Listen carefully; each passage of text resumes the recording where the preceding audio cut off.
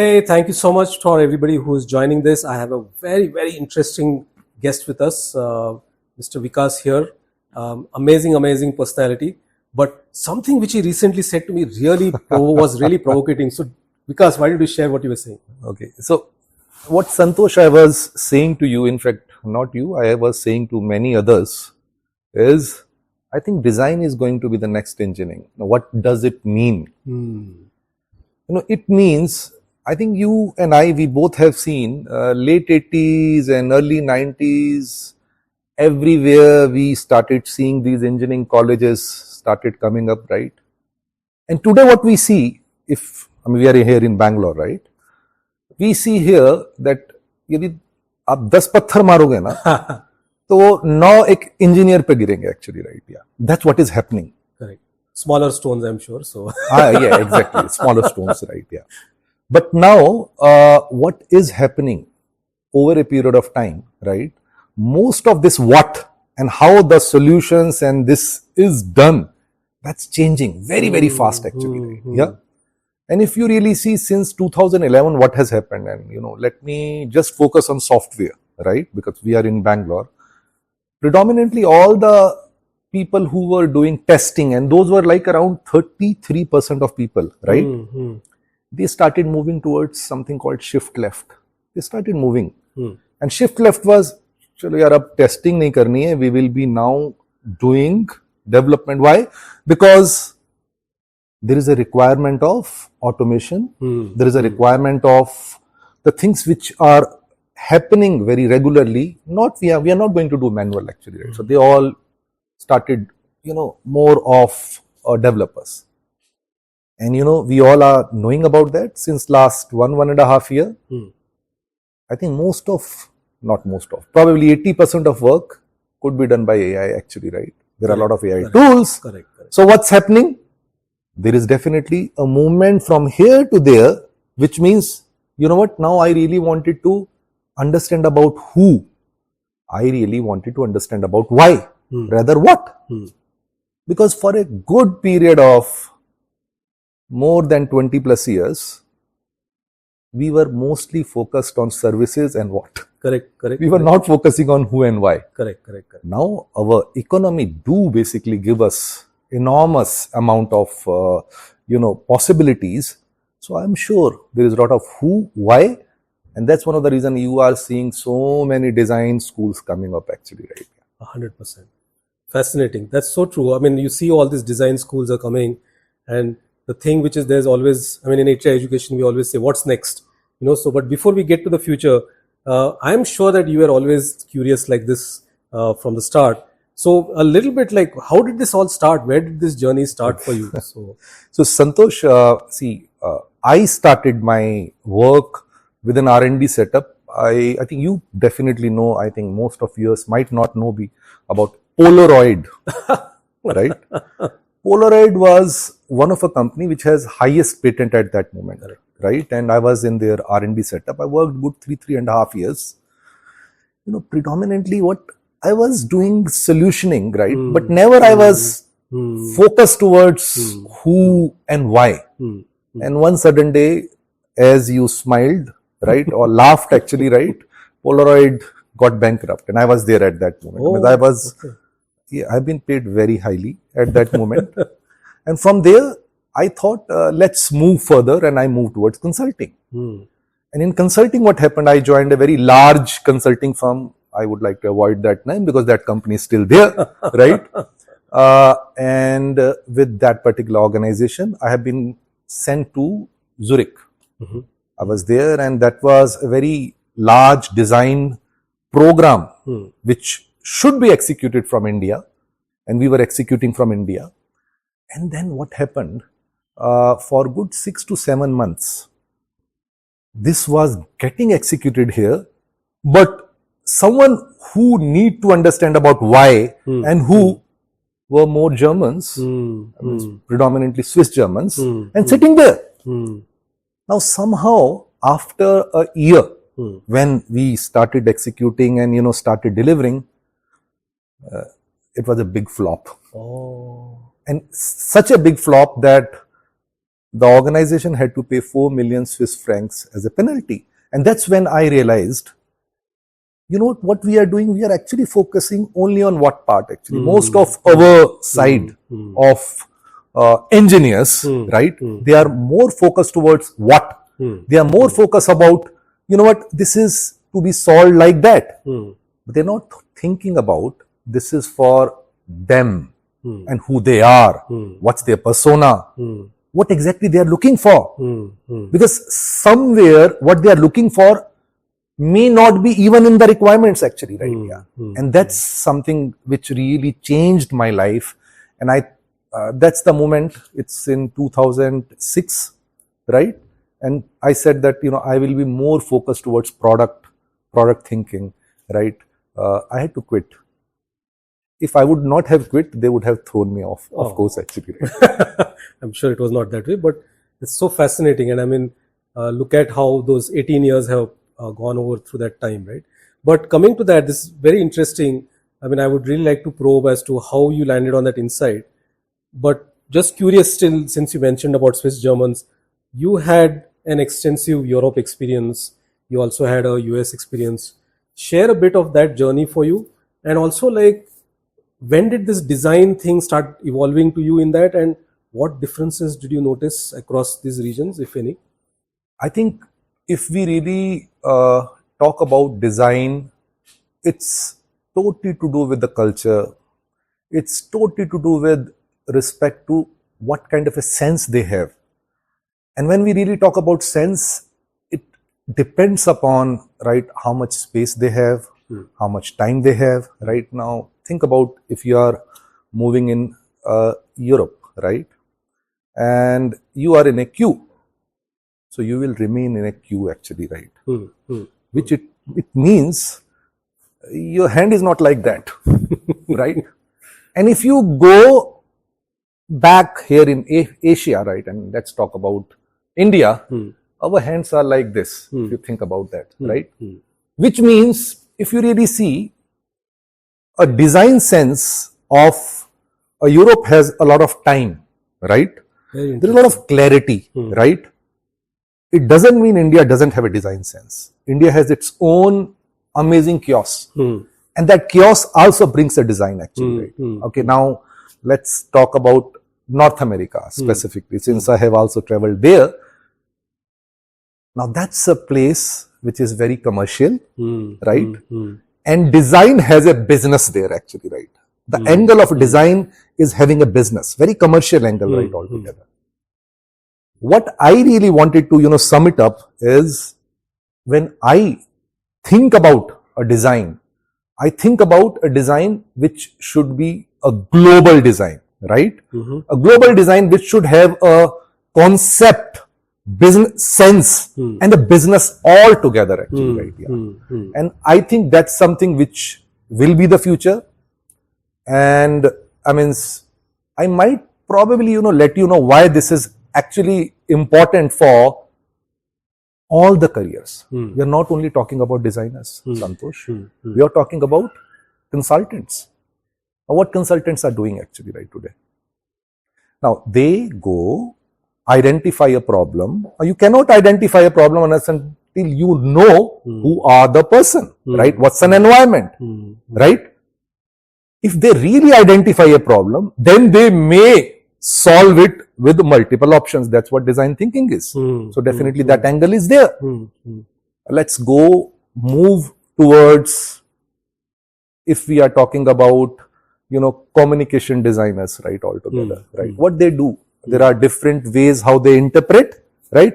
For that also, they really need to do that all part actually, right? So I really wanted to say what I see, how this world is moving towards. This word is moving towards basically towards shift left, which is your first question's answer again, which means we'll be having much more designers now actually, right? Yeah. Fantastic. And we're going to get to that part about how you see AI coming in with design. But just to be clear, guys, when he's saying shift left, he's not talking about left liberalism. He's really talking about moving on the value chain where you start thinking about the more of a product mindset. And that's also something which I want to explore with Vikas here. But you talked about, when you were talking about the design sense, you brought in this point about amazing chaos, and that's a. I mean, I remember Mr. Kishore Biani once explaining about why the supermarkets of DMart or in his future group, Big Bazaar, were like that, and he was saying that we are about chaos and we are used to chaos and we are not about clean aisles and all of that sense.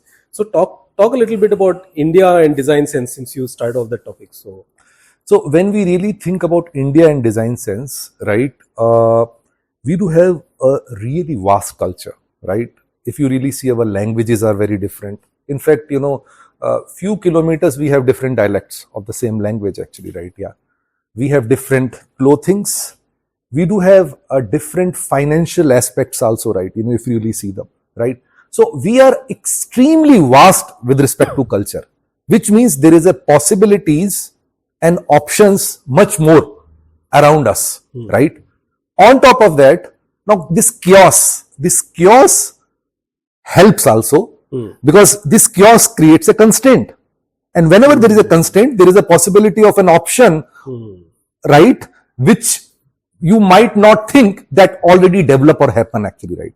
So that's one of the reason I say that when we really talk about adding India, right, in the design space, this can really bring something very great actually, right, altogether. I mean, you go to our villages, right? The kind of elements you do see there, right? The kind of things which is done still with hands, right? So that skill is still here, right? So that skill along with this chaos, and plus if you really see, we are the word of software, we are the word of IT, right? Which means AI is definitely going to be more here. So this is something definitely going to create something very new India in my opinion. And the designers, the future designers, who will be the global designers, right? I think they are someone who are going to make in India actually. Fantastic. And since you're talking about India and designers, you guys would have been knowing about it. Recently, there was a contest which ran in UAE around. It was some kind of a prompt engineering contest where, very interestingly, it had 3 sections to it, which is literature, art, and coding, and run across the world. And the finals were in Dubai. And in the literature and coding section, 2 Indians actually won that section, and Aussie lady won the art section. But what I'm leading to is something which Vikas always has been showing that in my mind, and it really came to light when I read about this guy who won the coding part. And he said, technically there were many people who were better than me, but because I have been a product manager, I could crack and become number 1 in the world. And that was like a aha moment for me, and it really connected me with another passion topic of Vikas, which is product managers and design. And so Vikas, would you want to share why that is such a important area for you? So again, right, I'll probably, right, again connect with India and abroad. For a good period of time, I think we were not even consumers, right? But now we are consumers actually, right? Yeah. So that's one of the reason we were very much into service industry. We were absolutely excellent service people actually, right? And most of the places we saw the product managers are not in this part of world. But now what is happening, right? In most of organizations, what I have seen, they are running through some programs. In fact, I am running few programs with some large organizations. VW is one of them, right? I have done it in PayPal actually, for you. Right? So yes. So the concept, what is happening is, and big time it is happening actually, is can we really create a mindset of a product? Can we create a culture of a product? And what is this culture of a product? Which means before we even think about a solution, can we stay calmly, identify elements in the problem space? See, the problem, Santosh, I would say not was, is, still exists. Nobody gives a reward for a problem, staying in a problem space. Correct. There is a reward, yaar, tumne quick solution find out kar liya, chalo yaar, reward. But I think the current leaders understood that there is a time, there is a space, there is an element of a different vibe required in organizations where these individuals should stay in a problem space. They should know how to empathize. Correct. Empathize in the sense they can get into the shoes of a customer. Correct. We are not looking to have problems which are known to customers. Is it a possibility that we could get those problems which even customers doesn't know, right? That's something, those unknown of unknown, right? And that's where this product mindset came into picture. I think I'll add one more thing here. See, we were very much focused towards providing solutions, and we are great solution. I mean, two of your, cameramans are engineers, and I'm sure they have cleared around 60 plus papers, right? Ek raat padh ke bhai. So the point is that we are amazing solution creator. हमें पता है कि यार वो 4 question पढ़ लो, and then we will be pass. We know probability intuitively. We are absolutely great. We can only this 4 will come. So right. But I think what is changing now in organizations, right, is they are saying, you know what, identify why, stay with your who, do all those elements, which is very essentially, we are saying designing the thinking, right, and the current product managers generation, whatever we have, see, they have come because either they were a salesperson, or they were a subject matter expertise, or they were probably much more close to client actually, right? There was not any, so MBA doesn't teach a product management actually, right? Yeah.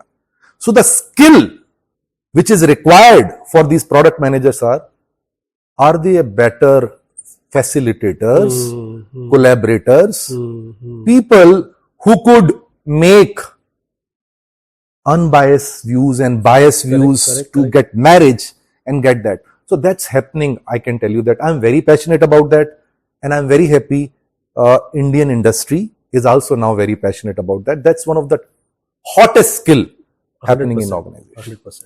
And I mean, think about it today, whether it is Microsoft or whether it is Google, Alphabet, whatever they call themselves, their CEOs are all ex-product managers, right? Yes, so yes. I started my career as a product manager, by the way. So can yes, totally relate to that.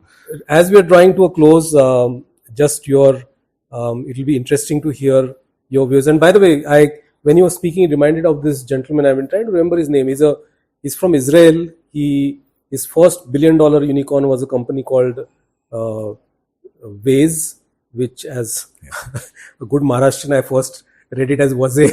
If there are any Maharashtrians there, you will know what I'm talking about. So Waze, $1 billion unicorn, and then he had 2 other $1 billion unicorns. And he has this, and now he's obviously started his own fund and all of that. And he has this book which says, fall in love with the problem. So I could relate to what you said and about that empathizing thing.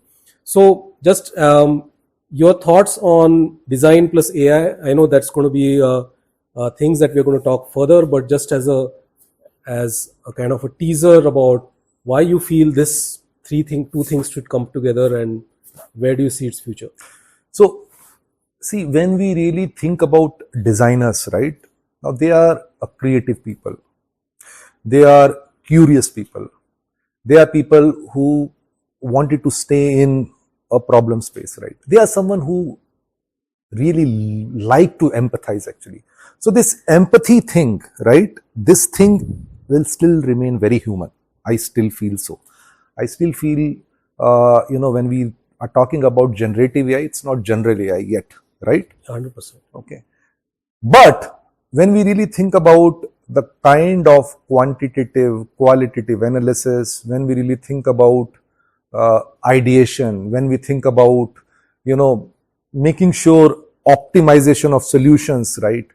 The overall cycle of a design thinking in empathy, in persona identification, user identification, in identification of problem, I think there is a strong possibility that we could get use of AI tools for at least secondary research.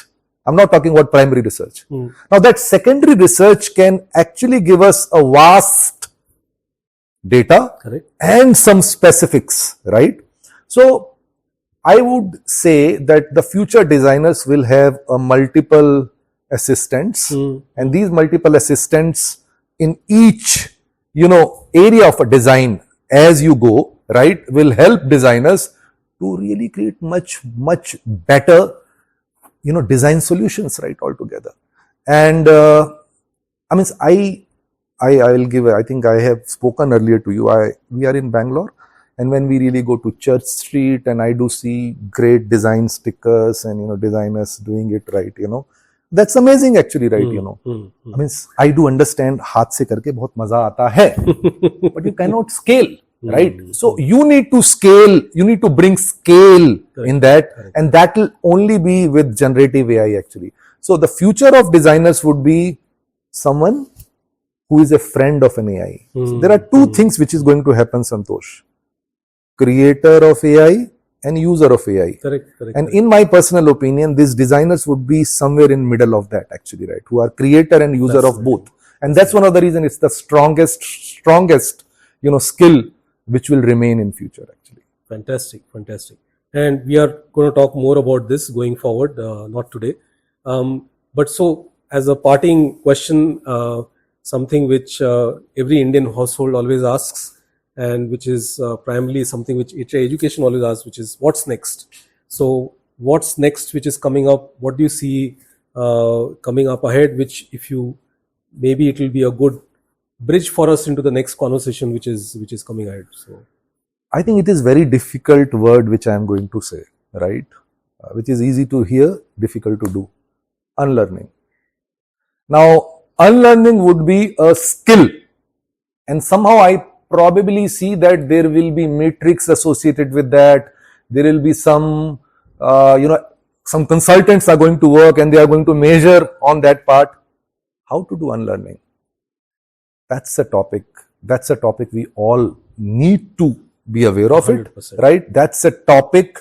That's a skill each and every student need to know, learn, and if they are able to do well, they'll be really growing their career like that. And if they are not be able to do that well, I think things will be a problem. But I am very sure about that with the positivity. Word will teach how to unlearn. Right?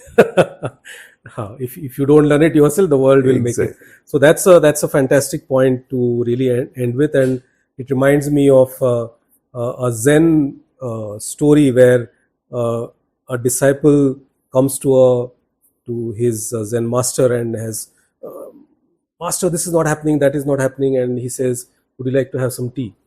And he says yes, and so he puts the cup and saucer, and the Zen master is pouring the tea, and the student is still going on and on about, but this and that and this and that, and then suddenly he watches that as the master is pouring, it's reached the brim of the cup, and now it's overflowing. And as you know, one of the Zen ceremonies is pouring tea.